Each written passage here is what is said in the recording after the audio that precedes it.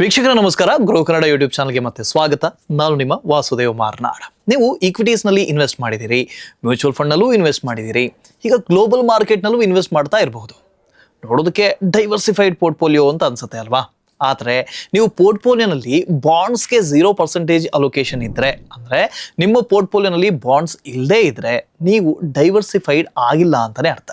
ಯಾಕೆಂದರೆ ನೀವು ಕೇವಲ ಒಂದು ಅಸೆಟ್ ಕ್ಲಾಸ್ನ ಮೇಲೆ ಡಿಪೆಂಡ್ ಆಗಿದ್ದೀರಿ, ಅದು ಈಕ್ವಿಟೀಸ್ ಮಾತ್ರ. ಈ ಅಸೆಟ್ ಕ್ಲಾಸಸ್ಗಳಲ್ಲಿ ಈಕ್ವಿಟೀಸ್ ಅತ್ಯಂತ ವಾಲಟೈಲ್ ಆಗಿದೆ ಅನ್ನೋದು ಎಲ್ರಿಗೂ ಗೊತ್ತಿರುವಂಥ ವಿಷಯ. ಒಂದು ವೇಳೆ ಮಾರ್ಕೆಟ್ನಲ್ಲಿ ದೊಡ್ಡ ಕ್ರ್ಯಾಶ್ ಏನಾದರೂ ಬಂದರೆ ನಿಮ್ಮ ಪೋರ್ಟ್ಫೋಲಿಯೋನ ಬಹುತೇಕ ಎಲ್ಲ ಇನ್ವೆಸ್ಟ್ಮೆಂಟ್ಸ್ ಒಂದೇ ಟೈಮ್ಗೆ ಪಾತಾಳಕ್ಕೆ ಇಳಿಬೋದು. ಆದರೆ ಇದೇ ಅಸೆಟ್ ಕ್ಲಾಸನ್ನು ಹೆಚ್ಚಿನ ರಿಟೇಲ್ ಇನ್ವೆಸ್ಟರ್ಸ್ ಇಗ್ನೋರ್ ಮಾಡಿಬಿಡ್ತಾರೆ. ಗ್ಲೋಬಲಿ ಬಾಂಡ್ ಮಾರ್ಕೆಟ್ನ ಸೈಜ್ ಬಂದು ಸುಮಾರು $145 ಟ್ರಿಲಿಯನ್ ಆಗಿದ್ರೆ, ಈಕ್ವಿಟಿ ಮಾರ್ಕೆಟ್ನ ಸೈಜ್ ಸುಮಾರು $126 ಟ್ರಿಲಿಯನ್. ಅಂದರೆ ಗ್ಲೋಬಲ್ ಬಾಂಡ್ ಮಾರ್ಕೆಟ್ ಸ್ಟಾಕ್ ಮಾರ್ಕೆಟ್ಗಿಂತಲೂ ದೊಡ್ಡದಾಗಿದೆ. ಇತಿಹಾಸದಲ್ಲೂ ಕೂಡ ಫಿಕ್ಸೆಡ್ ಇನ್ಕಮ್ ಮಾರ್ಕೆಟ್ ಈಕ್ವಿಟೀಸ್ಗಿಂತ ದೊಡ್ಡದಾಗೇ ಇತ್ತು. ಚಾರ್ಟ್ ನೋಡಿದ್ರೆ ಅದು ನಿಮಗೆ ಸ್ಪಷ್ಟವಾಗಿ ಗೊತ್ತಾಗುತ್ತೆ. 2010ರಿಂದ 2024ರವರೆಗೆ ಬಹುತೇಕ ಎಲ್ಲ ಡೇಟಾ ಪಾಯಿಂಟ್ಸ್ಗಳಲ್ಲೂ ಕೂಡ ಬಾಂಡ್ ಮಾರ್ಕೆಟ್ ಈಕ್ವಿಟಿ ಮಾರ್ಕೆಟ್ಗಿಂತ ದೊಡ್ಡದಾಗಿದೆ. ಇನ್ನು ಭಾರತದ ಸ್ಕೇಲ್ ನೋಡೋಣ. ಭಾರತದ ಬಾಂಡ್ ಮಾರ್ಕೆಟ್ ಬಂದು ಅದರ ಮೌಲ್ಯ ಸುಮಾರು $240 ಲಕ್ಷ ಕೋಟಿ, ಅಂದರೆ ಸುಮಾರು $2.8 ಟ್ರಿಲಿಯನ್. ಆದರೆ ಅದರಲ್ಲಿ ಕಾರ್ಪೊರೇಟ್ ಬಾಂಡ್ಸ್ ಪಾಲು ಬಂದು ಸುಮಾರು 22% ಮಾತ್ರ, ಅಂದರೆ ಸುಮಾರು $54 ಲಕ್ಷ ಕೋಟಿ. ಆದರೆ ಈ ಸೆಗ್ಮೆಂಟ್ ಇನ್ನೂ ಕೂಡ ಕಂಪ್ಯಾರಿಟಿವ್ಲಿ ಚಿಕ್ಕದಾಗೇ ಇದೆ, ಅಂದರೆ ಇದು ಇನ್ನೂ ಬೆಳೀತಾ ಇರುವಂಥ ಮಾರ್ಕೆಟ್. CRISILನ ಅಂದಾಜಿನ ಪ್ರಕಾರ 2030ರ ವೇಳೆಗೆ ಕಾರ್ಪೊರೇಟ್ ಬಾಂಡ್ ಮಾರ್ಕೆಟ್ ಡಬಲ್ ಆಗಿ 100ರಿಂದ 120 ಲಕ್ಷ ಕೋಟಿವರೆಗೆ ತಲುಪೋದಂತೆ. ಈಗ ನಿಮ್ಮ ಮನಸ್ಸಿನಲ್ಲಿ ಒಂದು ಪ್ರಶ್ನೆ ಬಂದೇ ಬರುತ್ತೆ, ಇದು ಈಗ ಹೊಸದಾಗಿ ಪಾಪ್ಯುಲರ್ ಆಗ್ತಾ ಇರುವಂಥ ಟ್ರೆಂಡಾ ಅಂತ?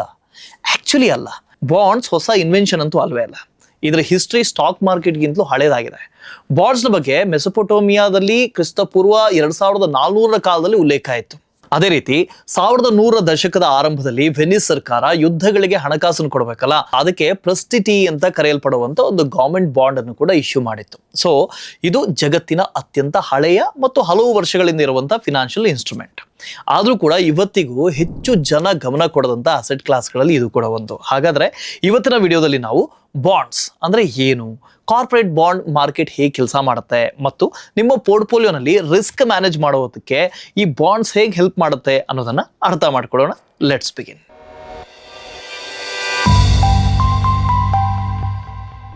ಮೊದಲದಾಗಿ ಬಾಂಡ್ಸ್ ಯಾಕೆ ಬೇಕು? ಮೊದಲ ಪ್ರಶ್ನೆ, ಬಾಂಡ್ಸ್ ಯಾಕೆ ಇಶ್ಯೂ ಮಾಡ್ತಾರೆ? ಸರ್ಕಾರ ಸಾಮಾನ್ಯವಾಗಿ ಟ್ಯಾಕ್ಸ್ನ ಮೂಲಕ ಗಳಿಸೋದಕ್ಕಿಂತ ಹೆಚ್ಚಾಗಿ ಹಣವನ್ನು ಖರ್ಚು ಮಾಡುತ್ತೆ ಅಲ್ವಾ? ಅದು ನಿಮಗೆ ಗೊತ್ತಿದೆ. ಸರ್ಕಾರಕ್ಕೆ ಎಷ್ಟು ಇನ್ಕಮ್ ಬರುತ್ತೋ ಅದಕ್ಕಿಂತ ಹೆಚ್ಚು ಖರ್ಚು ಮಾಡುತ್ತೆ. ಈ ರೋಡ್ಸ್ ಆಗಿರ್ಬೋದು, ವೆಲ್ಫೇರ್ ಸ್ಕೀಮ್ಗಳಾಗಿರ್ಬೋದು, ಸಂಬಳ ಕೊಡೋದಕ್ಕಾಗಿರ್ಬೋದು, ಅಥವಾ ಬೇರೆ ಬೇರೆ ಸಾರ್ವಜನಿಕ ಯೋಜನೆಗಳಿಗೆ ಆಗಿರ್ಬೋದು. ಈ ಗ್ಯಾಪನ್ನು ತುಂಬಬೇಕಲ್ಲ, ಅದಕ್ಕೆ ಸರ್ಕಾರ ಎಲ್ಲಿಂದಾದರೂ ಹಣ ತರಬೇಕಲ್ವಾ, ಬಾರೋ ಮಾಡಲೇಬೇಕಲ್ವಾ? ಅದು ಎಲ್ಲಿಂದಲೋ ಅನ್ನೋದು ತುಂಬ ಸತಿ ಬಾಂಡ್ ಮಾರ್ಕೆಟ್ನಿಂದಲೇ ಆಗಿರುತ್ತೆ. ಸರ್ಕಾರ ಶೇರ್ಸ್ ಮಾರೋದಕ್ಕೆ ಸಾಧ್ಯ ಇಲ್ಲ. ಹಾಗಾಗಿ ತನ್ನ ಡೆಫಿಸಿಟ್ ಅಂದರೆ ಸಾಲ, ತನಗೆ ಎಷ್ಟು ಬೇಕೋ ದುಡ್ಡು ಇನ್ಫ್ರಾಸ್ಟ್ರಕ್ಚರ್ ಪ್ರಾಜೆಕ್ಟ್ಗಳಿಗೆ ಅಥವಾ ಪಬ್ಲಿಕ್ ಸ್ಪೆಂಡಿಂಗ್ಗೆ ಈ ಬಾಂಡ್ಸ್ನ ಮೂಲಕ ಹಣವನ್ನು ಸಂಗ್ರಹಿಸುತ್ತೆ. ಹಾಗಾದರೆ ಈ ಕಂಪ್ನಿಗಳು ಅವುಗಳು ಕೂಡ ಬಾಂಡ್ಸನ್ನು ಇಶ್ಯೂ ಮಾಡ್ತವೆ. ಎಕ್ಸ್ಪ್ಯಾನ್ಷನ್ಗೆ, ಎಕ್ಸಿಸ್ಟಿಂಗ್ ಡೆಟ್ಟನ್ನು ರೀಫಿನಾನ್ಸಿಂಗ್ ಮಾಡೋದಕ್ಕೆ, ಈ ವರ್ಕಿಂಗ್ ಕ್ಯಾಪಿಟಲ್ ಅಥವಾ ಅಕ್ವಿಸಿಷನ್ಸ್ಗಾಗಿ ಬಾಂಡ್ಗಳನ್ನು ಇಶ್ಯೂ ಮಾಡ್ತವೆ. ಈಗ ನೀವು ಕೇಳ್ಬೋದು, ಕಂಪನಿ ಬ್ಯಾಂಕ್ ಲೋನ್ ತಗೋಬೋದಲ್ವಾ, ಯಾಕೆ ಬಾಂಡ್ ಇಶ್ಯೂ ಮಾಡ್ತವೆ? ಇದಕ್ಕೆ 3 ಪ್ರಮುಖ ರೀಸನ್ ಇದೆ. ಮೊದಲನೇದು, ಬಾಂಡ್ಸ್ ಮೂಲಕ ಕಂಪನಿಗಳು ಬಹಳ ದೊಡ್ಡ ಪ್ರಮಾಣದಲ್ಲಿ ಹಣವನ್ನು ರೇಸ್ ಮಾಡಬಹುದು. ಅದೇ ಬ್ಯಾಂಕ್ ಒಮ್ಮೆಲೆ ಅಷ್ಟು ದೊಡ್ಡ ಅಮೌಂಟನ್ನು ಸಾಲ ಕೊಡದೇ ಇರಬಹುದು. ಎರಡನೇದು, ಕಂಪನಿಗೆ ಗುಡ್ ಕ್ರೆಡಿಟ್ ರೇಟಿಂಗ್ ಇದ್ದರೆ ಬ್ಯಾಂಕ್ ಲೋನ್ಗಿಂತ ಕಮ್ಮಿ ಇಂಟ್ರೆಸ್ಟ್ ರೇಟ್ನಲ್ಲಿ ಹಣವನ್ನು ಇಲ್ಲೇ ರೈಸ್ ಮಾಡಬಹುದು. ಮೂರನೇದು, ಬ್ಯಾಂಕ್ ಲೋನ್ಸ್ಗೆ ಹಲವು ಆಪರೇಷನಲ್ ರೆಸ್ಟ್ರಿಕ್ಷನ್ಗಳು ಇದ್ದೇ ಇರ್ತವೆ. ಈ ಬಾಂಡ್ಸ್ ಹೆಚ್ಚು ಫ್ಲೆಕ್ಸಿಬಲ್ ಆಗಿರೋದ್ರಿಂದ ಅಲ್ಲಿ ಅಂಥ ರೆಸ್ಟ್ರಿಕ್ಷನ್ ಯಾವುದು ಬರೋದಿಲ್ಲ. ಹಾಗಾಗಿ ಬಾಂಡ್ಸ್ ಅನ್ನೋದು ಇಡೀ ಎಕಾನಮಿಯ ಪ್ಲಂಬಿಂಗ್ ಸಿಸ್ಟಮ್ ಇದ್ದ ಹಾಗೆ ಕೆಲಸ ಮಾಡುತ್ತೆ. ಈಗ ಬಾಂಡ್ಸೇ ಇಲ್ಲ ಅಂತ ಅಂದ್ಕೊಳ್ಳಿ, ಸರ್ಕಾರಗಳು ರೋಡ್ಗಳು ಅಥವಾ ಇನ್ಫ್ರಾಸ್ಟ್ರಕ್ಚರ್ ಪ್ರಾಜೆಕ್ಟ್ಗಳನ್ನು ಮಾಡೋದಕ್ಕಾಗೋದಿಲ್ಲ. ಅದೇ ಕಂಪನಿಗಳು ಬೆಳೆಯೋದಕ್ಕೂ ಸಾಧ್ಯ ಇಲ್ಲ. ಹಾಗೆ ಇನ್ವೆಸ್ಟರ್ಸ್ಗೆ ಇದು ಹಣ ಲೆಂಡ್ ಮಾಡಿ ಪ್ರೆಡಿಕ್ಟಿಬಲ್ ಇನ್ಕಮ್ ಗಳಿಸುವಂಥ ಅವಕಾಶವನ್ನು ಕೊಡುತ್ತೆ. ಅಂದರೆ ಎರಡೂ ಕಡೆ ಯೂಸ್ ಆಗುತ್ತೆ. ಅದಕ್ಕಾಗಿಯೇ ಬಾಂಡ್ ಮಾರ್ಕೆಟ್ ಇಷ್ಟು ದೊಡ್ಡದಾಗಿರೋದು. ಹಾಗಾದರೆ ಬಾಂಡ್ ಅಂದರೆ ಏನು? ಸಿಂಪಲ್ ಆಗಿ ಹೇಳ್ತೀನಿ, ಕಾಂಪ್ಲಿಕೇಟ್ ಮಾಡೋದಕ್ಕೆ ಹೋಗೋದಿಲ್ಲ. ಬಾಂಡ್ ಅಂದರೆ ಒಂದು ರಿಟರ್ನ್ ಲೋನ್. ನೀವು ಬಾಂಡ್ ತಗೊಂಡಾಗ ನಿಮ್ಮ ಹಣವನ್ನು ಸರ್ಕಾರಕ್ಕೆ ಅಥವಾ ಕಂಪನಿಗೆ ಲೆಂಡ್ ಮಾಡ್ತೀರಿ ಅಂತ ಅರ್ಥ. ನೀವು ಇಲ್ಲಿ ಲೆಂಡರ್ ಆಗ್ತೀರಿ, ಬದಲಿಗೆ ಇಶ್ಯೂರ್ ಏನು ಮಾಡ್ತಾರೆ, ನಿಮ್ಗೊಂದು ಪ್ರಾಮಿಸ್ ಮಾಡ್ತಾರೆ, ಬಾಂಡ್ ಮೇಲೆ ಫಿಕ್ಸ್ಡ್ ಇಂಟ್ರೆಸ್ಟ್ ಅನ್ನು ಕೊಡ್ತೀನಿ ಅಂತ, ಮತ್ತು ಮೆಚುರಿಟಿಯ ದಿನ ನೀವೇನು ಪ್ರಿನ್ಸಿಪಲ್ ಅಮೌಂಟನ್ನು ಕೊಟ್ಟಿರ್ತೀರಲ್ಲ ಅದನ್ನು ವಾಪಸ್ ಕೊಡ್ತೀವಿ ಅಂತ. ಈ 4 ಟರ್ಮ್ಸ್ ನೆನಪಿಟ್ಕೊಳ್ಬೇಕಾಗತ್ತೆ ನೀವು. ಮೊದಲನೇದು ಫೇಸ್ ವ್ಯಾಲ್ಯೂ, ಮೆಚುರಿಟಿ ಟೈಮ್ನಲ್ಲಿ ನಿಮಗೆ ಮರಳಿ ಪಡೆಯುವಂಥ ಮೊತ್ತ ಇದು. ಅಂದರೆ 1,000 ರೂಪಾಯಿ ಫೇಸ್ ವ್ಯಾಲ್ಯೂ ಬಾಂಡ್ ಅಂದರೆ ಮೆಚುರಿಟಿ ಟೈಮ್ನಲ್ಲಿ 1,000 ರೂಪಾಯಿ ನಿಮಗೆ ಸಿಗುತ್ತೆ.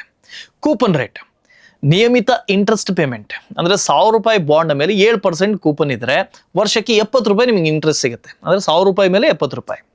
ಮೆಚುರಿಟಿ, ಬಾಂಡ್ ಮುಕ್ತಾಯ ಆಗುವಂಥ ದಿನ 3 ವರ್ಷ ಆಗಿರ್ಬೋದು, 5 ವರ್ಷ ಆಗಿರ್ಬೋದು, ಅಥವಾ 10 ವರ್ಷ ಬಾಂಡ್ ಕೂಡ ಆಗಿರ್ಬೋದು. ಈಲ್ಡ್ ಟು ಮೆಚುರಿಟಿ, YTM ಅಂತ. ಇದು ಒಂದು ಇಂಟ್ರೆಸ್ಟಿಂಗ್ ಕಾನ್ಸೆಪ್ಟ್. ಕೂಪನ್ ರೇಟ್ ಅರ್ಥ ಆಯಿತು. 1,000 ರೂಪಾಯಿ ಮೇಲೆ 7% ಅಂದರೆ ವರ್ಷಕ್ಕೆ 70 ರೂಪಾಯಿ ಆಯಿತು. ಆದರೆ ಬಾಂಡ್ನಲ್ಲಿ ಇನ್ನೊಂದು ರಿಟರ್ನ್ ಮೆಟ್ರಿಕ್ ಕೂಡ ಇದೆ, ಅದು YTM, ಈಲ್ಡ್ ಟು ಮೆಚುರಿಟಿ. ಒಂದೇ ಬಾಂಡ್ಗೆ 2 ರಿಟರ್ನ್ ಮ್ಯಾಟ್ರಿಕ್. ಇದು ಹೇಗೆ? ಕೂಪನ್ ಯಾವಾಗಲೂ ಫೇಸ್ ವ್ಯಾಲ್ಯೂ ಆಧಾರದಲ್ಲಿ ಕ್ಯಾಲ್ಕುಲೇಟ್ ಆಗುತ್ತೆ. ನೀವು ಬಾಂಡನ್ನು ಯಾವ ಪ್ರೈಸ್ಗೆ ಖರೀದಿಸಿದ್ರು 70 ರೂಪಾಯಿ ಇಂಟ್ರೆಸ್ಟ್ ಅಷ್ಟೇ ಸಿಗೋದು.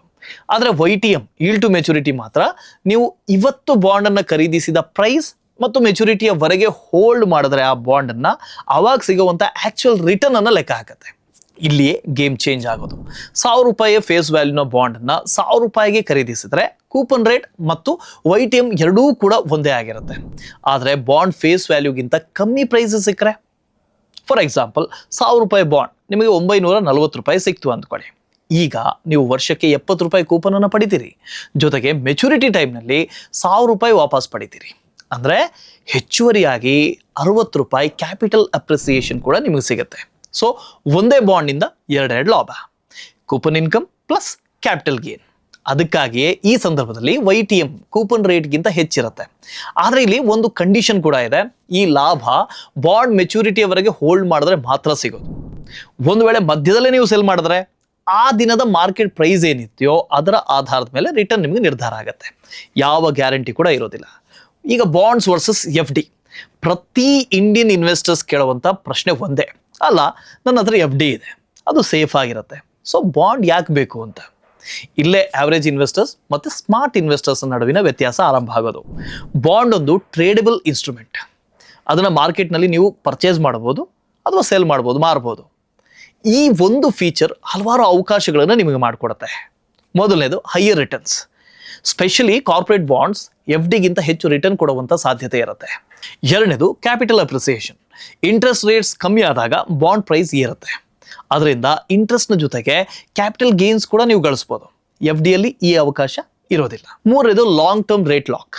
ಕೆಲವು ಬಾಂಡ್ಸ್ಗಳಲ್ಲಿ ಹಲವು ದಶಕಗಳವರೆಗೆ ಬೆಟರ್ ಇಂಟ್ರೆಸ್ಟ್ ರೇಟ್ ಲಾಕ್ ಆಗಿರ್ಬೋದು. ಅದಕ್ಕಾಗಿಯೇ ಸ್ಮಾರ್ಟ್ ಇನ್ವೆಸ್ಟರ್ಸ್ ತಮ್ಮ ಹಣವನ್ನು ಒಂದೇ ಪ್ರಾಡಕ್ಟ್ನಲ್ಲಿ ಇಡೋದಿಲ್ಲ, ಡೈವರ್ಸಿಫೈ ಮಾಡ್ತಾರೆ. ಈಕ್ವಿಟೀಸ್ ಆಗಿರ್ಬೋದು, ಮ್ಯೂಚುವಲ್ ಫಂಡ್ಸ್ ಆಗಿರ್ಬೋದು, bonds, real estate, global investments, ಹೀಗೆ ಡೈವರ್ಸಿಫೈ ಮಾಡ್ತಾರೆ. ಪೋರ್ಟ್ಫೋಲಿಯೋನಲ್ಲಿ ಬಾಂಡ್ಸ್ ಸ್ಟೆಬಿಲಿಟಿ ಮತ್ತು ಇನ್ಕಮ್ ನೀಡುವಂಥ ಪಾತ್ರವನ್ನು ವಹಿಸುತ್ತೆ. ಬಾಂಡ್ಸ್ಗಳ ವಿಧಗಳು ಏನೇನು? ಭಾರತದ ಬಾಂಡ್ ಮಾರ್ಕೆಟ್ನಲ್ಲಿ ಹಲವು ರೀತಿಯ ಬಾಂಡ್ಸ್ಗಳಿದ್ದಾವೆ. ಮೊದಲನೇದು G-Secs ಅಂದರೆ ಗೌರ್ಮೆಂಟ್ ಸೆಕ್ಯೂರಿಟೀಸ್. ಮ್ಯಾಕ್ಸಿಮಮ್ ಸೇಫ್ಟಿ ಬೇಕಾ? ಹಾಗಿದ್ರೆ G-Secs ನಿಮಗೆ. ಇಲ್ಲಿ ನೀವು ನೇರವಾಗಿ ಸೆಂಟ್ರಲ್ ಗೌರ್ಮೆಂಟ್ಗೆ ಹಣವನ್ನು ಲೆಂಡ್ ಮಾಡ್ತೀರಿ. ಎರಡನೇದು ಟ್ರೆಜರಿ ಬಿಲ್ಸ್, T-Bills ಅಂತ ಕರೀತಾರೆ. ಶಾರ್ಟ್ ಟರ್ಮ್ ಪಾರ್ಕಿಂಗ್ ಆಗಿ ಅಂದರೆ 91 ದಿನ, 182 ದಿನ ಅಥವಾ 364 ದಿನ ಟೆನ್ಯೂರ್ಗೆ ಲಭ್ಯ ಇರುತ್ತೆ. ಇವು ಕೂಪನ್ಸ್ ಕೊಡೋದಿಲ್ಲ, ಡಿಸ್ಕೌಂಟ್ನಲ್ಲಿ ಇಶ್ಯೂ ಆಗುತ್ತೆ. ಉದಾಹರಣೆಗೆ 98,000ಕ್ಕೆ ಖರೀದಿಸಿದರೆ ಮೆಚುರಿಟಿ ಟೈಮ್ನಲ್ಲಿ 1 ಲಕ್ಷ ಪಡಿಬೋದು ನೀವು. SDLs ಅಂದರೆ state development loans, state governments ಮತ್ತು ಪ್ರಾಜೆಕ್ಟ್ಸ್ಗಾಗಿ ಇಶ್ಯೂ ಮಾಡುವಂಥ ಬಾಂಡ್ಸ್. ಇದು ಸಾಮಾನ್ಯವಾಗಿ G-Secsಗಿಂತ ಸ್ವಲ್ಪ ಹೆಚ್ಚು ಈಲ್ಡನ್ನು ಕೊಡುತ್ತೆ. PSU ಬಾಂಡ್ಸ್ ಅಂದರೆ ಗೌರ್ಮೆಂಟ್ ಬ್ಯಾಕ್ಡ್ ಕಂಪನೀಸ್ ಇಶ್ಯೂ ಮಾಡುವಂಥ ಬಾಂಡ್ಸ್. ಇದು ಪವರ್, ರೈಲ್ವೇಸ್, ಇನ್ಫ್ರಾಸ್ಟ್ರಕ್ಚರ್ ಮತ್ತು ಫಿನಾನ್ಸ್ ಸೆಕ್ಟರ್ಗಳಲ್ಲಿ ಸಾಮಾನ್ಯವಾಗಿ ಕಂಡುಬರುತ್ತೆ. ಕಾರ್ಪೊರೇಟ್ ಬಾಂಡ್ಸ್, ಹೆಚ್ಚು ರಿಟರ್ನ್ಸ್ ಬೇಕಾ? ಕಾರ್ಪೊರೇಟ್ ಬಾಂಡ್ಸ್ ನಿಮ್ಗೆ ಆಯ್ಕೆ ಆಗಿರಲಿ. ಇವು ಪ್ರೈವೇಟ್ ಕಂಪನೀಸ್ ಇಶ್ಯೂ ಮಾಡುವಂಥ ಬಾಂಡ್ಸ್. AAA ರೇಟಿಂಗ್ ಕಂಪನಿಯ ಬಾಂಡ್ ಸಾಮಾನ್ಯವಾಗಿ ಹೆಚ್ಚು ಸೇಫ್ ಆಗಿರುತ್ತೆ. ಲೋವರ್ ರೇಟೆಡ್ ಕಂಪನೀಸ್ನ ಬಾಂಡ್ ಹೆಚ್ಚು ಈಲ್ಡ್ ಕೊಡಬಹುದು, ಆದರೆ ಡಿಫಾಲ್ಟ್ ರಿಸ್ಕ್ ಕೂಡ ಹೆಚ್ಚಿರಬಹುದು. ಇಲ್ಲಿ ರಿಸರ್ಚ್ ಮಾಡೋದು ತುಂಬಾ ಇಂಪಾರ್ಟೆಂಟ್ ಆಗಿರುತ್ತೆ. ಬಾಂಡ್ ರೇಟಿಂಗ್ಸ್, ಇದನ್ನು ಹೇಗೆ ಅರ್ಥ ಮಾಡ್ಕೊಳ್ಳೋದು?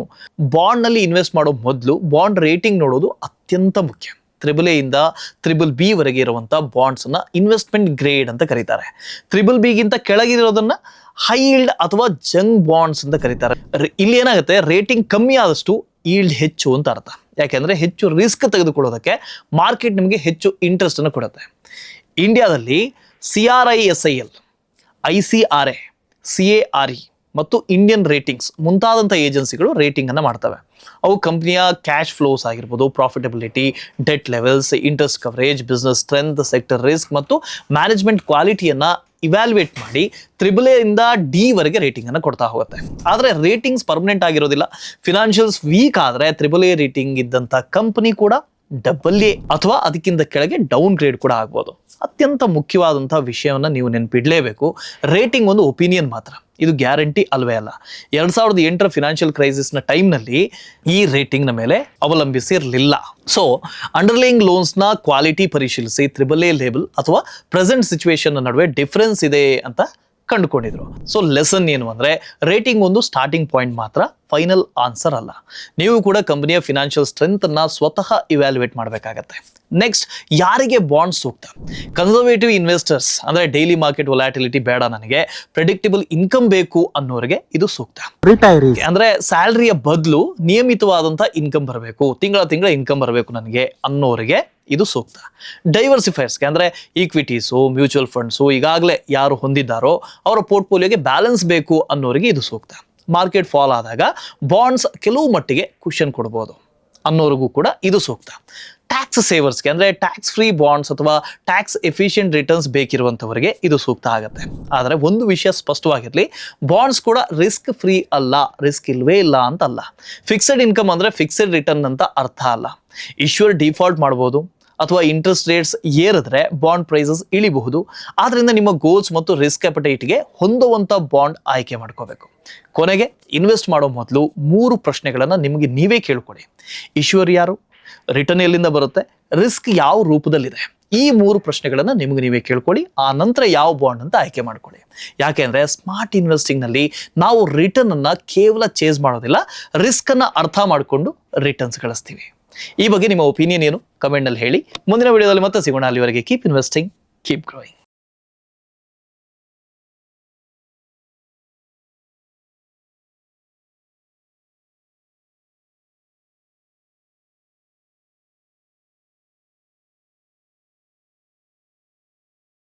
Investment in securities market are subject to market risks. Read all the related documents carefully before investing. Please read the risk disclosure documents carefully before investing in equity shares, derivatives, mutual fund, and or other instruments traded on the stock exchanges.